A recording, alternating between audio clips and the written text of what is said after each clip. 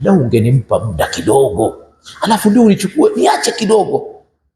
Fa atasaddaq, nikatoa sadaka, wa akum min as-salihin, nikawa katika wale walio mema. Naomba tusimame kidogo hapo. Unajua mara nyingine hizi aya tunasoma tunakwenda haraka haraka. Huyu mwanadamu amali ziko ngapi huku duniani? Huyu bwana anatamani kurudi kuja kutoa sadaka, hatamani kurudi aje aongeze swala wala zaka wala hija, sijui mnielewa, wala sijui uhusiano mwema na watu na anatamani kitu kimoja, anasema nitoe sadaka, kwa sababu malipo ya sadaka ni malipo makubwa sana. Na kwa nini anatamani hivi?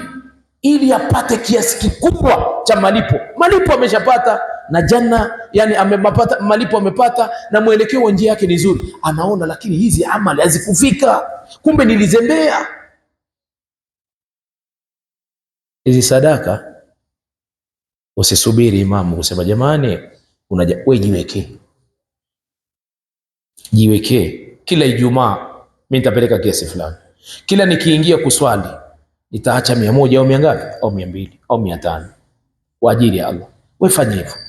Kama kuna sanduku la siri peleka, na nahisi zamani lilikuwepo hapo, liko pale, angalia watu kulia na kushoto wasikuone, unaweka kila siku, una 100 una 200 mpaka 500 unaweka, imebaki ya ziada.